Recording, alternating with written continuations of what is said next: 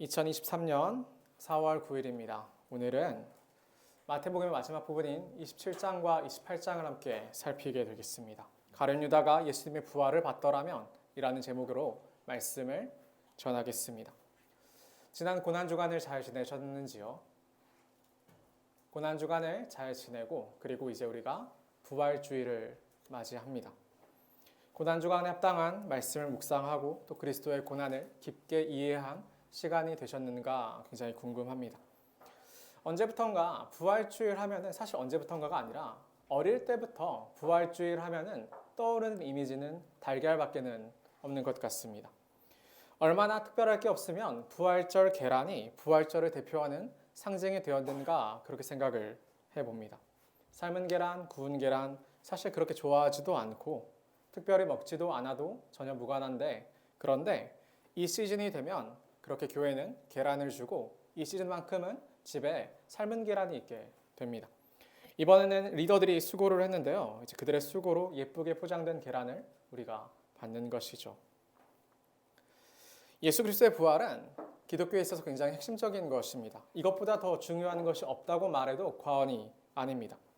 우리는 안식일을 지키라는 하나님의 명령을 따라서 안식일을 지키게 되는데 원래 유대인의 안식일은 토요일이죠. 그런데 우리는 일요일을 신자는 일요일이라 말하지 않고 주일이라고 말하는데 일요일을 주일이라고 말하면서 안식일처럼 지킵니다. 왜냐하면 일요일에 주일에 예수께서 부활하셨기 때문입니다. 매 주일은 그래서 예수 그리스도의 부활을 기념하는 날이며 우리는 매 주일을 지킴으로 예수 그리스도의 부활에 참여하고자 합니다. 우리가 일요일을 주일로서 거룩히 지키려는 까닭이 여기에 있는 것입니다. 예수 그리스도의 부활을 기억하여 우리 또한 부활에 이르고자 하는 것. 그게 우리가 주일을 지키는 까닭입니다. 부활에 대한 관심은 굉장히 첨예한 대립으로 이어지게 됩니다. 많은 사람들이 기독교인들조차 예수 그리스도의 부활이 종교적인 표현이라고 그렇게 생각을 합니다. 실제로 일어난 사건이라고 여기지 않습니다. 오랜만에 제가 페이스북에 들어갔어요. 이제 페이스북 여러분이 아무도 안 하다 보니까 잘 들어가지 않는데 오랜만에 페이스북에 들어갔다가 글을 하나 보게 되었는데 거기서 어떻게 글이 써있냐면 부활을 역사적 사건으로 사유하건 어떤 사건으로 사유하건 그것이 예수 그리스도와 관계된다면 상관이 없다고 본다라는 글을 보았습니다. 이 친구는 굳이 역사적인 실제적인 사건이 아니더라도 예수님을 떠올릴 수 있다면 예수님의 사랑을 배울 수 있다면 무관하다 그렇게 이야기를 하는 거예요. 논쟁을 하고 싸움을 하는 것보다는 차라리 그냥 그렇게 예수 그리스도의 사랑 가운데 서로 좋게 넘어가는 것이 좋지 않느냐라고 그렇게 이야기를 했습니다. 이 친구는 성경을 몰라요. 이 친구는 성경을 믿지 않아요. 사도 바울은 부활에 대해서 이렇게 증언합니다.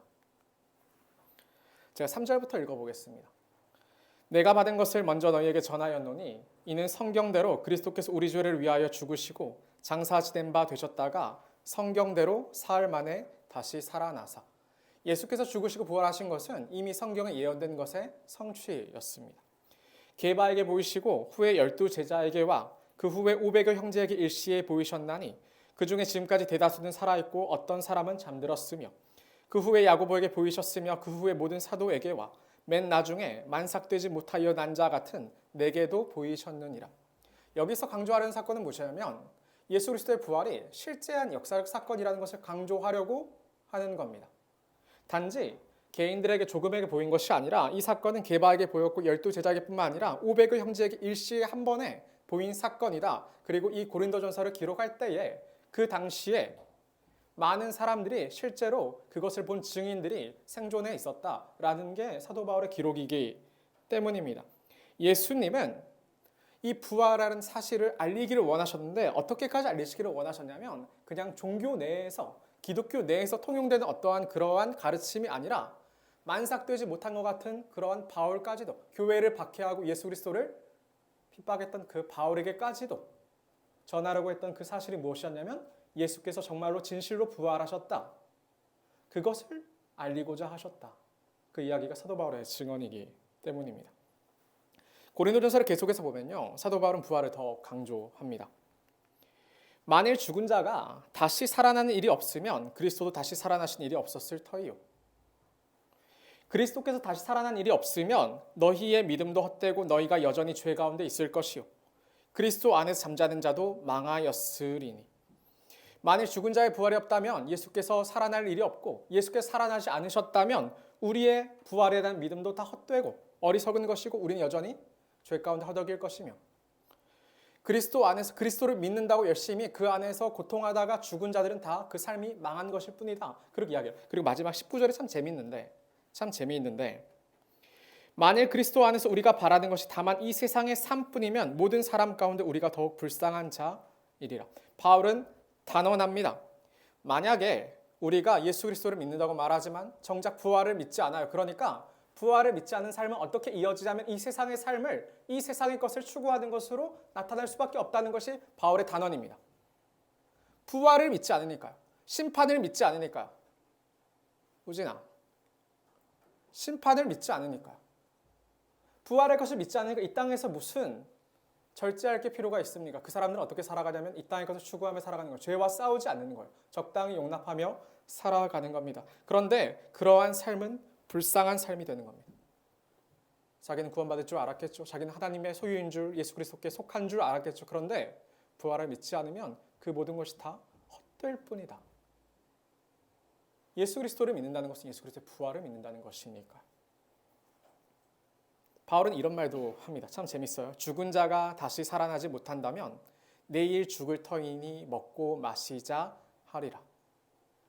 죽은 다음에 부활이 없으면 이 땅에서 어떻게 사는 것이 지혜로운 것이자면 먹고 마시며 쾌락을 쫓는 것이 지혜로운 삶이라고 바울이 단언합니다. 부활이 없으면 못 알아 절제하고 살아요. 부활이 없으면 우리가 왜 선한 것을 찾고 의로운 것을 찾아요? 부활이 없으면 왜 우리 도덕과 윤리가 의미가 있어요? 부활이 있으므로 우리가 선을 찾고 의를 찾고 하나님을 찾게 되는 겁니다. 그러니까 여러분은 부활을 붙잡는 자가 되셔야 하는 겁니다. 청년 여러분, 예수님이 부활하셨습니다. 이것은 종교적인 표현이 아닙니다. 종교적인 표현일 수 없습니다. 진실로 부활하셨습니다. 예수님은 그 부활을 우리에게 알리기를 원하셨습니다. 모든 죽음은 죄의 결과여서 죽음을 이기로 다시 사셨다는 것은 모든 죄를 이겨내셨다는 것. 예수께서 죄를 이기는 것, 우리는 이것을 기억하여 부활주의를 지킵니다. 우리 또한 죄를 이기기를 원해서, 간절히 원해서 모든 주일은 예수님의 부활을 기념하기 위함입니다. 우리는 매 주일을 지켜서 부활을 기억하고 다시 되새겨내는 겁니다. 우리의 소망이 이 땅에 있지 않고 다시 살 것, 죽음을 이길 것, 죄를 이길 것에 있기 때문입니다. 그런데 우리는 주일을 지키면서도 부활을 믿는다고 말하면서도 죄 가운데 무력하고 무등합니다. 여전히 죄 가운데 허덕입니다. 오랜 시간 교회에 나왔고 주일을 지켰습니다. 그런데 여전히 우리의 신앙은 어린아이 같습니다. 어린이 되셔야 됩니다. 성장하셔야 됩니다. 성숙하셔야 됩니다. 여러분이 다 그러셔야 하는 겁니다. 오늘 말씀 마태복음 마지막 부분입니다. 마태가 기록한 복음서를 통해서 이 말씀이 우리에게 왜 기쁨의 소식인지, 왜 복음인지 이것을 알 수 있기를 원하고, 부활이 어떤 의미인지, 부활이 도대체 누구를 향한 어떠한 사건인가에 관해서 이해할 수 있기를 바랍니다. 마태복음 마지막에 해당하는 27장에는 두 명의 중요한 인물들이 등장합니다. 사실은 다른 인물들도 중요하다고 말할 수 있겠지만 오늘은 딱 두 명의 인물만을 스포트라이트를 맞춰서 살피겠습니다. 첫째는 가룟 유다고 두 번째는 바라바라 하는 강도입니다. 먼저는 가룟 유다인데 이 가룟 유다는 우리가 앞서 살핀 것처럼 예수 그리스도를 대제사장에게 은 30세겔에 팔았던 인물이죠. 예수님을 홀대하기를, 예수님을 천히 여기기를 양떼가 자기의 목자를 천히 여겼던 것처럼 그 예언의 성취로서 이 가룟 유다가 그와 같은 일을 행하고야 합니다. 얼마나 악한 사람입니까? 그런데 그 가룟 유다가 27장에서는 후회합니다. 뉘우칩니다. 자기의 삶을 너무나 부끄럽게 여기고 말아 염치가 있는 것이죠. 그는 자기의 선택을 돌이키고 싶어 했을 때 그 장면이 27장에 처음에 나타나는 겁니다. 굉장히 고무적인 일이죠. 자기의 실수를 후회한다는 것. 그는 자기 스승을 값싼 가격에 팔아넘긴 그냥 악한 만이 아니라 자기의 삶을 후회할 줄도 아는 그런 인물이었던 겁니다. 저는 이 마태가 기록한 가룟 유다가 굉장히 괜찮은 사람일지도 모른다는 생각을 하게 되는 거죠. 괜찮은 사람일지도 모른다는 생각을 해보게 되는 겁니다. 다른 복음서에서는 이런 기록이 없어요. 마태는 기록해요. 그런데 가룟 유다가 자기의 삶을 뉘우쳤더라, 회개했더라.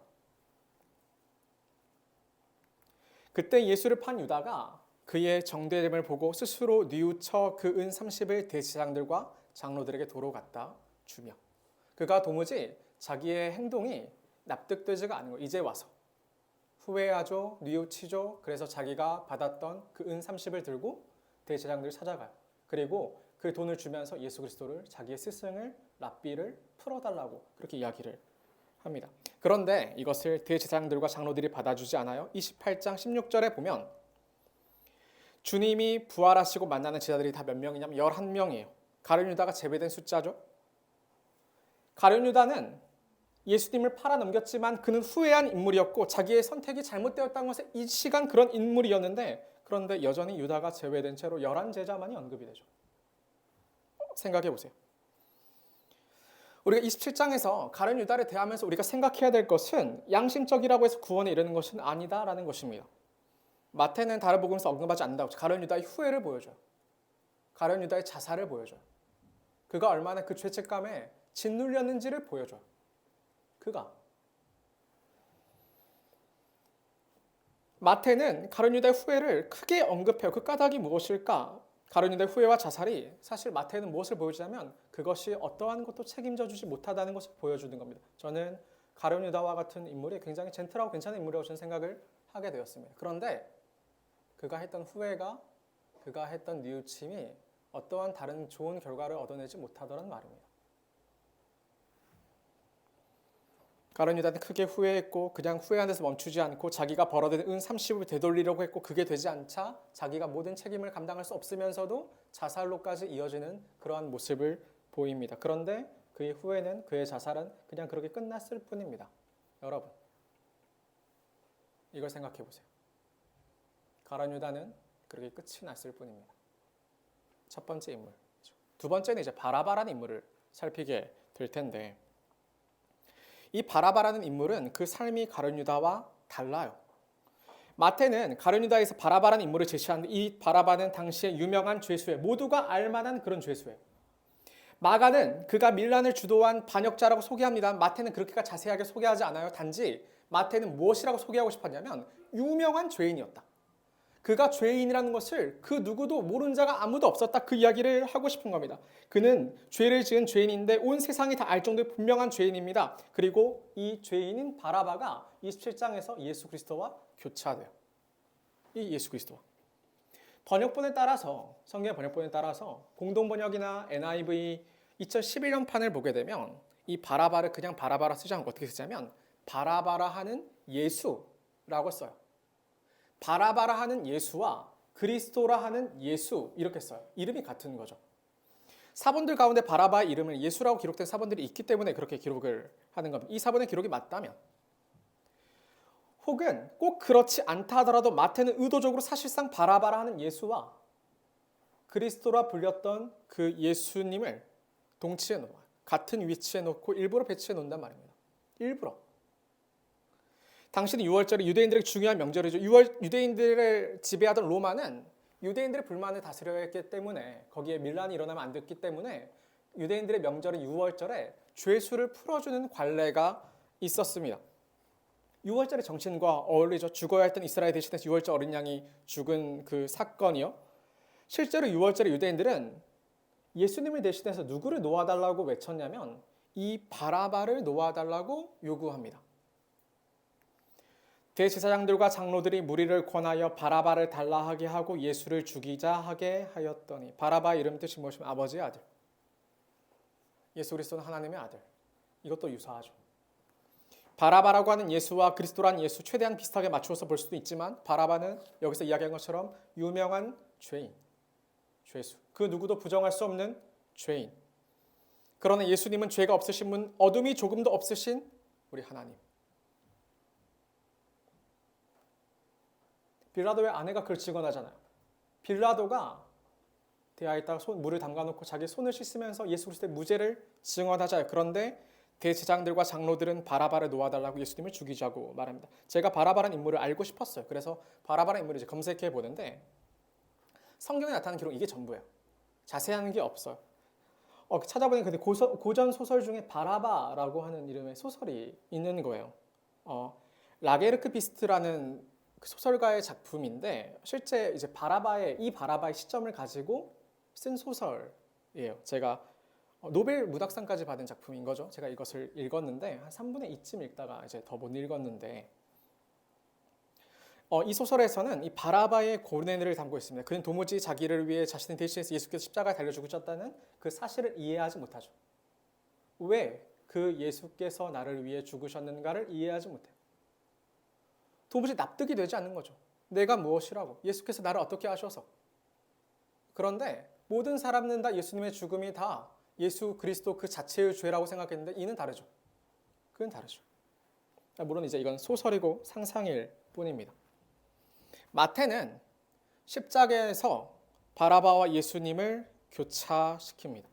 유대인들은 빌라도에게 예수님 십자가에 못 박아달라고 요청했는데 이 요청은 신명기 21장 23절의 말씀에 따라서 나무에 달린 자는 하나님께 저주를 받은 자라라는 그 예언의 말씀을 성취하기 위함이었습니다. 로마의 십자가형이라는 것은 로마 시민들에게 행하지 않는 형벌이에요. 왜냐하면 너무 잔인하니까. 그런데 유대인들이 그것을 요구해요. 나무에 달아야 예수님이 하나님께 저주를 받았다는 것을 온 세상에 공표할 수 있으니까. 그래서 그걸 요구한다는 말이에요.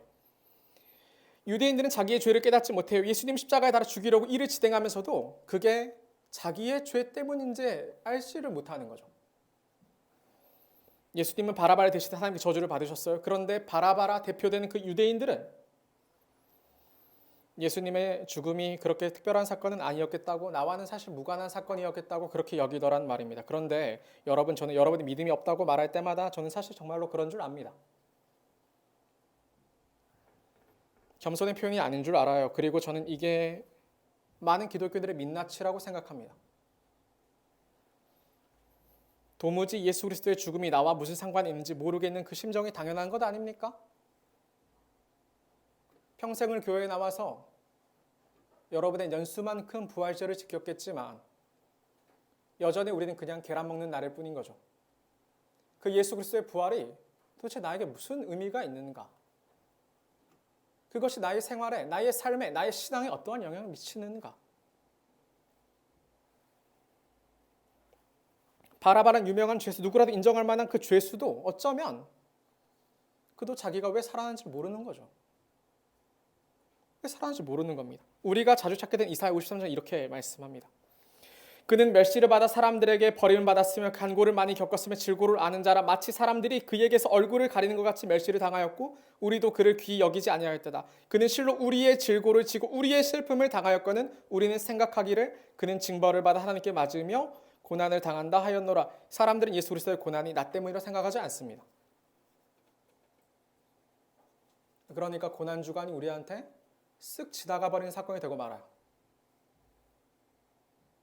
고난주간 묵상집 나눠줘도 읽는 사람이 없지. 고민하지 않지, 생각하지 않지. 기도하려 애쓰지 않지. 왜냐하면 예수께서 죽으신 그 고난이, 당하신 고난이 나 때문이 아니니까.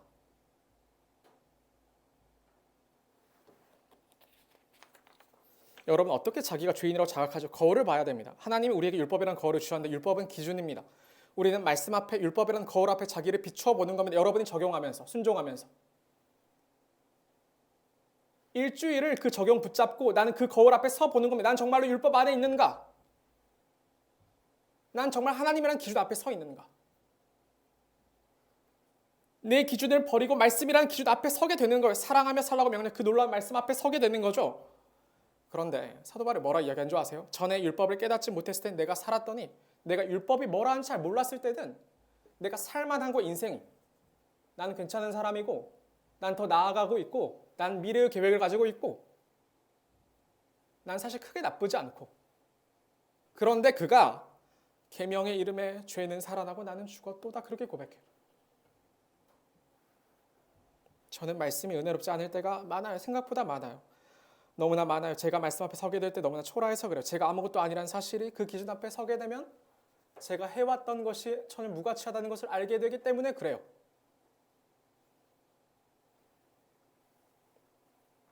제가 행한 어떤 것이 어떤 선한 결과를 내지 못한다는 그 사실이 저를 너무 작게 만들어서 그래요. 열심히 수고한들 수고에 합당한 열매를 제가 어떻게 맺어요? 그런데 많은 경우 저를 속이는 거예요. 괜찮다고 말하고 싶어 하는 거예요. 더 나은 사람처럼 내세우고 싶어 하는 거예요. 그런데 정직히 율법 앞에 서게 되면 죄는 살고 저는 죽는다는 것을 말해야 되는 것이죠. 나를 내세워서 나를 세울 줄 알았는 내가 살았다고 말하고 싶은데 그게 아니라 내 안에 살아있는 것은 죄밖에 없는 거죠.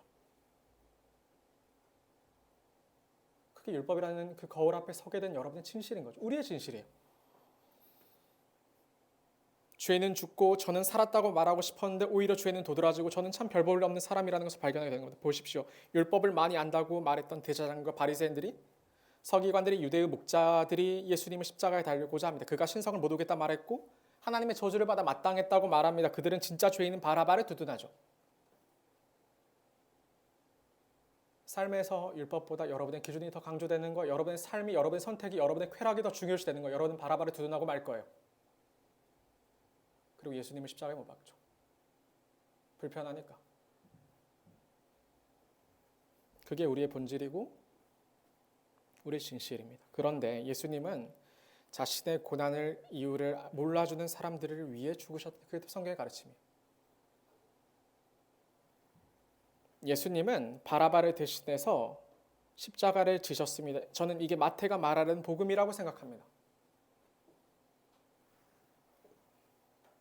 맹인이, 귀머거리가, 앉은뱅이가, 나병 자가, 갇힌 자가, 가난한 자가 구원을 얻는 것, 그리고 죽은 자가 부활을 얻는 것.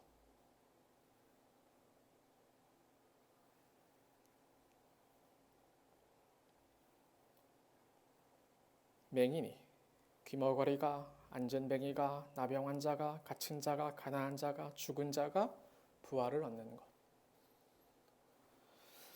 부활을 말하기 앞서서 예수님이 십자가에 못 박히신 것을 전해야 됩니다. 사랑하는 청년 여러분, 예수님이 저를 위해 십자가에 못 박히셔서 제가 그 곁에 있는 거죠. 어쩌면 예수님이 십자가에 못 박은 저인 거죠.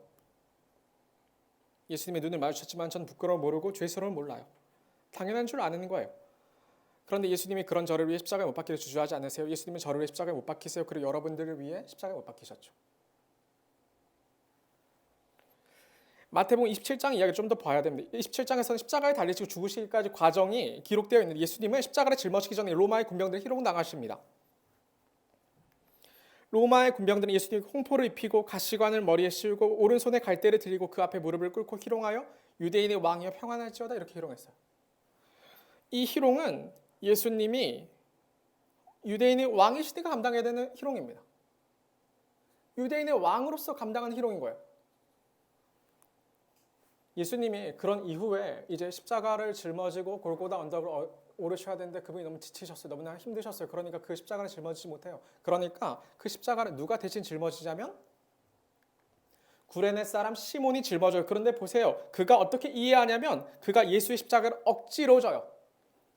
자기 십자가가 아닌 줄 알아. 예수님이 내가 져야 될 십자가를 대신 짊어진 것은 몰라. 그는 억지로 짊어질 뿐인 거야.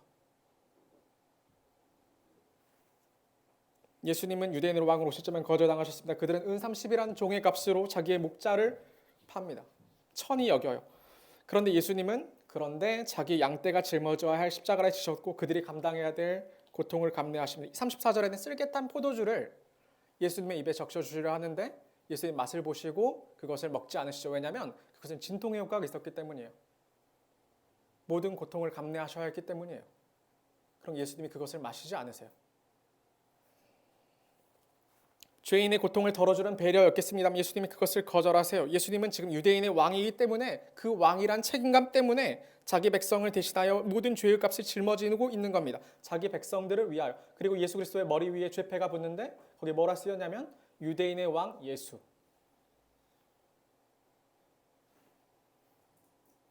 자기를 거절한 백성들, 값싸게 취급한 백성들, 목자를 종처럼 취급한 양떼들.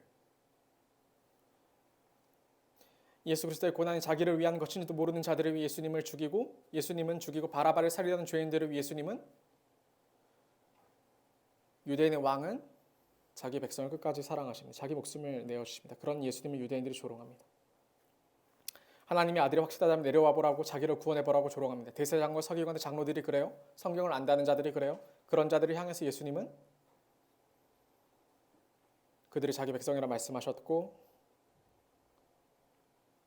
그들이 짊어져야 할 십자가를 우리 십자가를 짊어지시고 못 박히셨습니다. 청년 여러분, 저는 설교를 준비하면서 사실 이제 이번 부활주일 설교를 준비하면서 뭐 이런 날은 감동을 끼쳐야 하나 그런 생각들을 좀 많이 하게 되는 거죠. 아무래도 그게 여러분에게 좋지 않겠느냐 그런 생각들을 합니다. 그런데 예수 그리스도의 이 같은 놀라운 십자가를 짊어진 사건은 그냥 우리를 감동시키려고만 주어진 것은 아닙니다. 절대 그렇지 않아요. 하나님이 너를 이처럼 사랑하시 이만큼의 너를 위해 희생했어 이렇게나 내게 고통을 당했어 이 말을 하려는 것이 아니에요. 하나님은 예수 그리스도는 우리를 위해 십자가에 죽으셨으나 그런 걸 생생내는 분이 아니세요. 예수님의 십자가 사건의 결과를 보셔야 돼요. 예수님 십자가 사건의 절정은 예수님이 십자가 위에서 엘리 엘리 라마 사박단이라고 외치셨던 그 사건에 나타나요. 나의 하나님 어찌하여 나를 버리셨나이까. 하나님이신 예수님은 하나님으로서 모든 영광을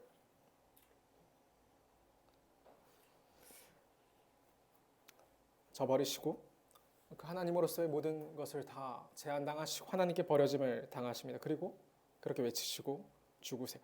그랬더니 어떤 일이 일어났냐면 성소의 휘장이 위로부터 아래부터 찢어 둘이 되고 땅이 진동하여 바위가 터지고 무덤들이 열리며 자던 성도의 몸이 많이 일어나되 예수의 부활 후에 그들이 무덤에서 나와서 거룩한 성에 들어가 많은 사람에게 보이니라.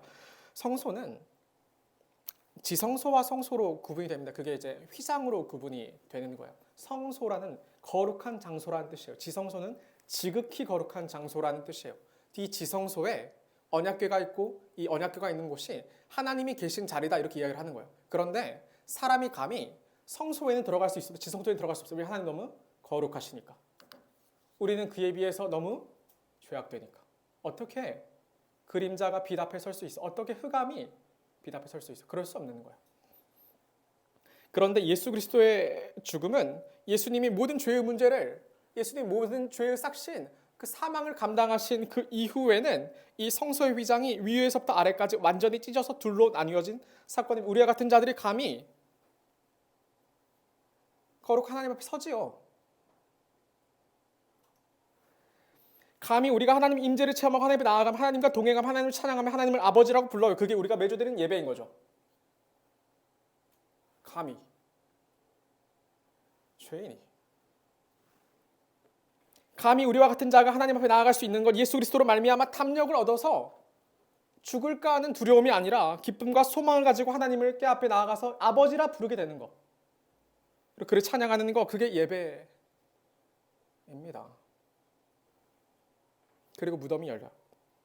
자던 자들이 죽었던 자들이 살아납니다. 52절과 53절은 분명히 에스겔 37장의 성취입니다. 에스겔 37장 우리가 다 아는 말씀인데 마른 뼈들이 살아나는 그 에스겔의 환상을 담고 있는 그 본문이에요. 마른 뼈들이 살아나는 그 환상이요. 에스겔서의 배경은 바벨론의 포로로 끌려갔던 시대입니다. 그러니까 그 사람들은 바벨론의 포로 가운데 있으면서 언제 하나님의 약속의 땅인 가나안으로 예루살렘을 돌아갈 수 있을지에 대한 그 꿈을 꾸고 있던 자들이에요. 그런데 문제는 거기서 죽죠.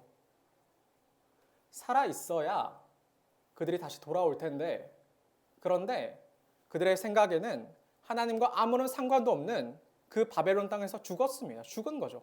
돌아올 길이 없는 거죠. 이미 죽었는데 어떻게 소망이 있어. 그런데 그 마른 뼈들을 향하여 하나님이 바벨론의 그 발 강가에 서 있던 그 에스겔에게 나타나셔서 말씀하세요. 인자야 이 뼈들이 능히 살 수 있겠느냐? 이 뼈들이 능히 살 수 있겠느냐? 여호와 하나님이 에스겔에 보여주신 환상은 마른 뼈가 살아나는 환상입니다. 뼈 위에 힘줄이 생기고 살을 입히고 가죽이 덮이고 생기가 들어가 살아나는 환상입니다. 이 이야기가 지금 마태복음 27장에서 예수 그리스도의 죽음과 함께 휘장이 갈라지고 무덤 가운데 살아나는 것으로 성취가 되는 건데 죽은 자들의 부활인 거죠.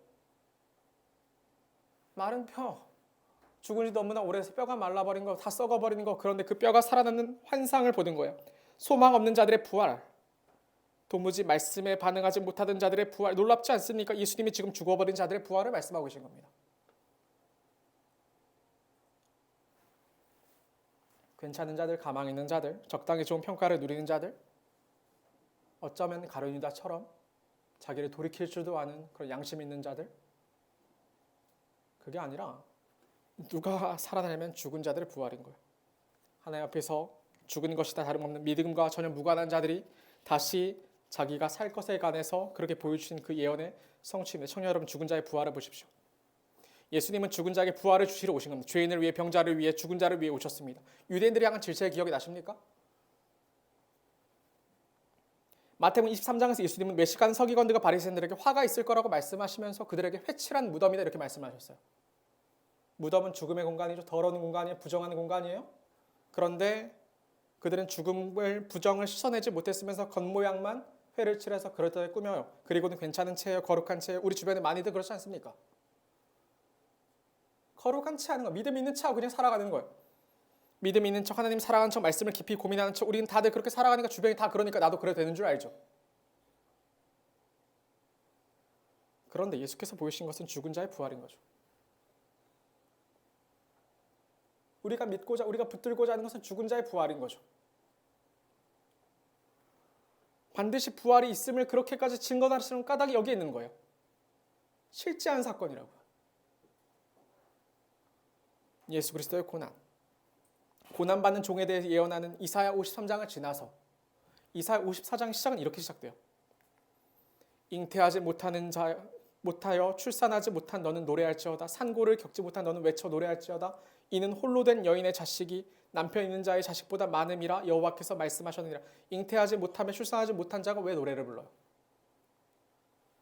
산고를 겪지 못해서 자식을 낳아본 자가 어떻게 노래해요? 뒤에는 더 가관해요. 홀로 된 여인이 어떻게 자식 있는 남편이 있는 그 여인의 자식보다 더 많이 낳을 수 있어요? 홀로 됐는데.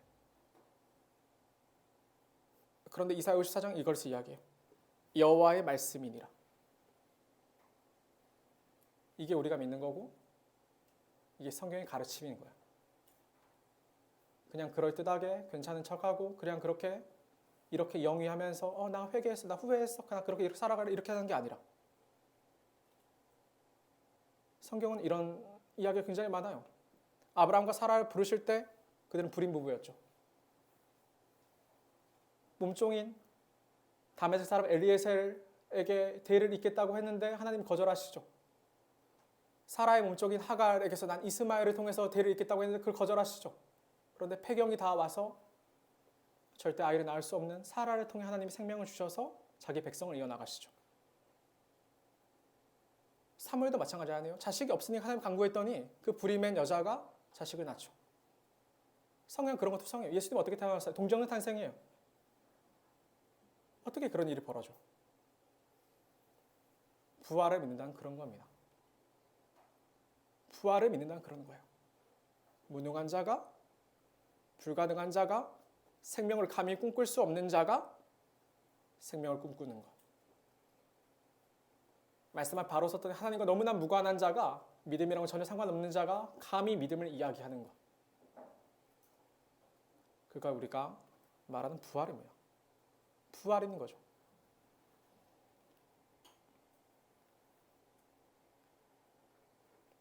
예수님이 십자가에 달려 돌아가셨으며 사람들 가운데서는 예수께서 사흘 후에 부활하신다는 말을 들은 것을 그기억하는 이들이 있어서 빌라도를 통해서 예수님의 무덤을 굳게 지키게 하는데, 그런데 안식 후 첫날에 이 막달라 마리아와 다른 마리아가 예수님의 무덤을 살피려고 가죠. 큰 지진이 나고 주의 천사가 내려와 돌을 굴려내고 그 위에 앉아 있는 것을 보게 됩니다. 안식 후 첫날이니까 주일이 된 거예요.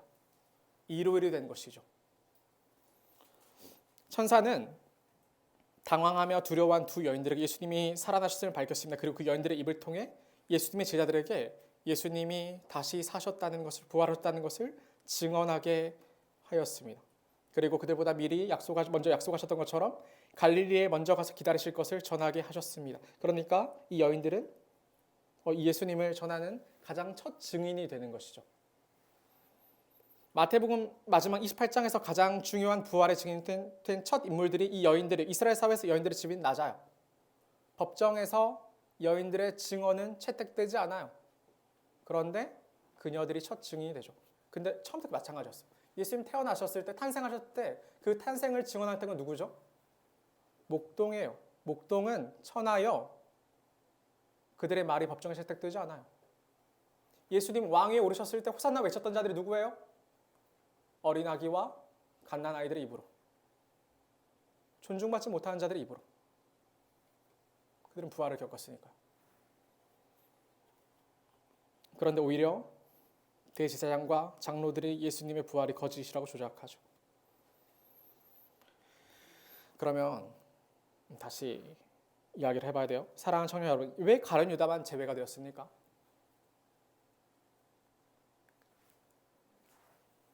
열한 제자 갈릴리에 가서 예수께 지시한 사전에 이르러 예수를 배웠고 경배하는 아직도 의심하는 사람들이 너무나 슬픈 이야기예요. 왜냐하면 열한 제자니까요.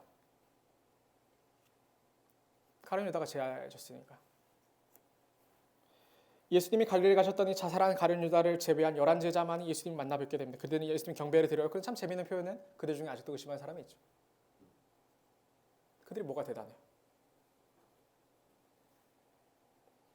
마태는 굳이 이것을 기록합니다. 그런데 이 11제자는 어떤 삶을 살냐면 예수 그리스도의 명령을 따라 증인된 삶을 살아요.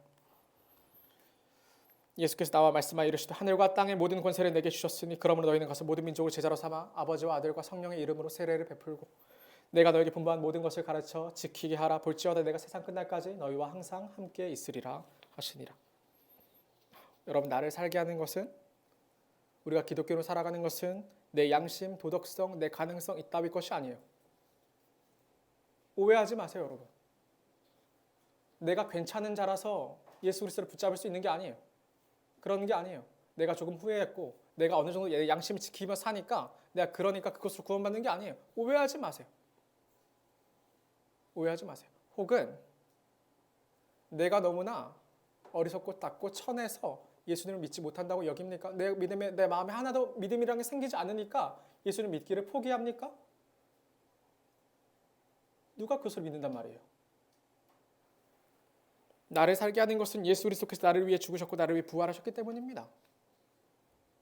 예수께서 우리에게 전하셨던 사실은 예수께서 부활하셨다는 그 사실 때문인 거예요.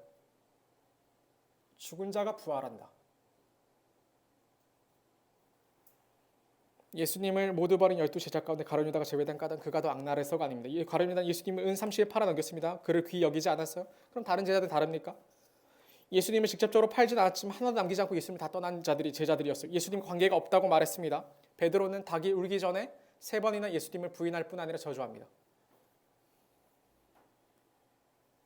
무엇이 다르냐면 무엇이 더 악하단 말입니까? 그게 아닙니다. 가룟 유다가 특별히 나빠서가 아니에요. 차이는 무엇이냐면 예수 그리스도의 죽음을 보지 못했고 그의 부활을 보지 못했기 때문입니다. 부활하신 예수 그리스도를 만나 뵙지 못했기 때문입니다. 부활하신 예수 그리스도를 만나서 반드시 치유하시고 죽은 자를 살리시는 분이시라는 것을 그가 보지 못했기 때문입니다. 여러분은 부활하신 예수 그리스도를 만나셨습니까? 하나님 앞에 죽은 자처럼 반응하지 못하는 자를 살리시는 예수 그리스도를 매주일 만나고 계십니까?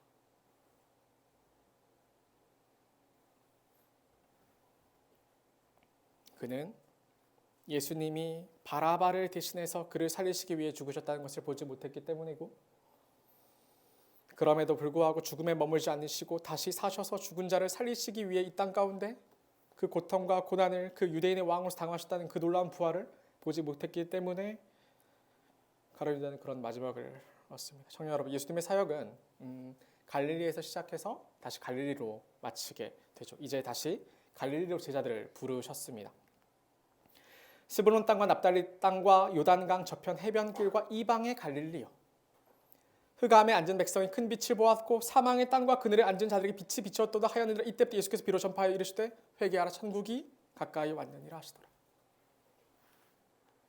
예수께서 빛을 비춘 곳은 흑암, 어둠, 이방의 갈릴리. 무관한 곳, 하나님을 모른다는 곳.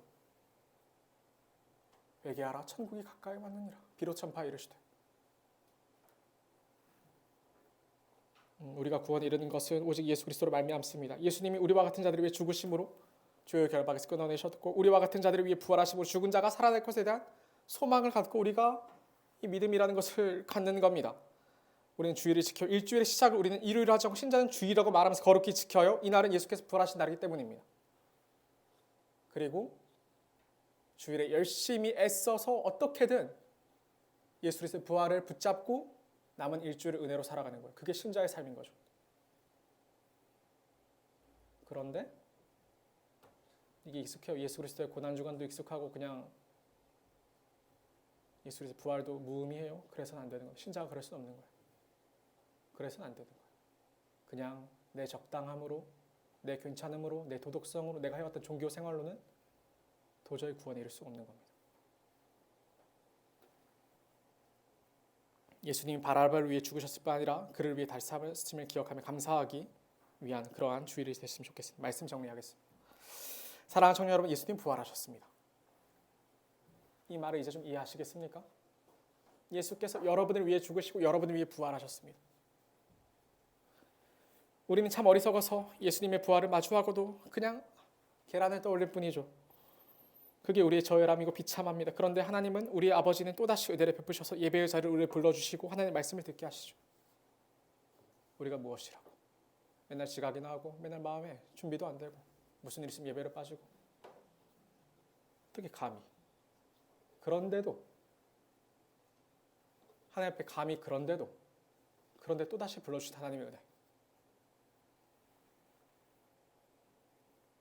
우리는 하나님의 말씀을 통해서 예수 그리스도께서 유대인의 왕이신 것과 그가 자기를 거절한 양떼들을 위해 백성들을 위해 십자가를 지셨음을 발견하게 됩니다. 백성들은 자기 왕이 자기 때문에 십자가를 지는 것을 몰랐는데도, 그것을 몰라줬는데도, 그런데도 그 왕이 그 백성들을 위해 십자가를 지는 것을 보게 됩니다. 그리고 다시 생각하게 되는 거예요. 우리의 왕은 나를 얼마나 사랑하는가? 우리의 왕은 나의 무엇을 책임지는가? 예수님의 죽으심은 그냥 숭고한 희생으로 마치는 게 아닙니다. 예수님은 죽음을 이겨 부활하셨습니다. 예수님의 죽음은 부활을 향하는 관문이에요. 예수님으로 인하여 우리는 부활을 소망합니다. 죄 가운데 어쩔 수 없는 육체가 아니라 죄와 싸워 이길 진짜 부활을 신뢰합니다. 예수께서 나와 말씀하여 이르실 때 하늘과 땅의 모든 권세를 내게 주셨으니 그럼 너희는 가서 모든 민족을 제자로 삼아 아버지와 아들과 성령의 이름으로 세례를 베풀고 그를 깨끗하게 하는데, 어떤 하나님이 일하시냐면 삼위 하나님이 다 일하시죠. 아버지와 아들과 성령의 이름으로 그 세례를 베푸는 거예요. 내가 너희에게 분부한 모든 것을 가르쳐 지키게 하라. 볼지어다 내가 세상 끝날까지 너희와 함께 항상 함께 있으리라. 우리는 이제 부활의 증인이 되는 거예요. 가장 작은 자들, 천한 자들, 믿음 없는 자들이 증인이 되는 거죠. 그게 예수께서 하시는 방식이에요. 놀라운 은혜를 우리가 증인이 되는 거예요. 예수님 태어나셨을 때 이야기했죠. 목동들이, 왕이 되셨을 때 갓난아이와 젖먹이들이, 그리고 예수께서 부활하셨을 때 여자들이.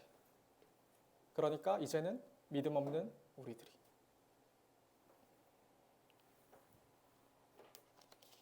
예수님은 죄인과 병자의 구주로 이 땅에 오셨기 때문입니다. 우리는 부활을 증거해야 돼요. 모든 민족을 제자로 삼아서 예수 그리스도의 부활을 증거해야 됩니다. 청년 여러분, 입으로 예수님의 구원을 정하는 복음을 전하는 자들이 되셔야 합니다. 그리고 또한 여러분의 삶이 죄와 싸우고 세상의 것을 따라 살지 않고 오히려 세상과 달리 사랑하며 용서하는 모습으로 사는 것으로 복음을 전하는 여러분이 되셔야 합니다. 여러분 부활을 믿으니까요.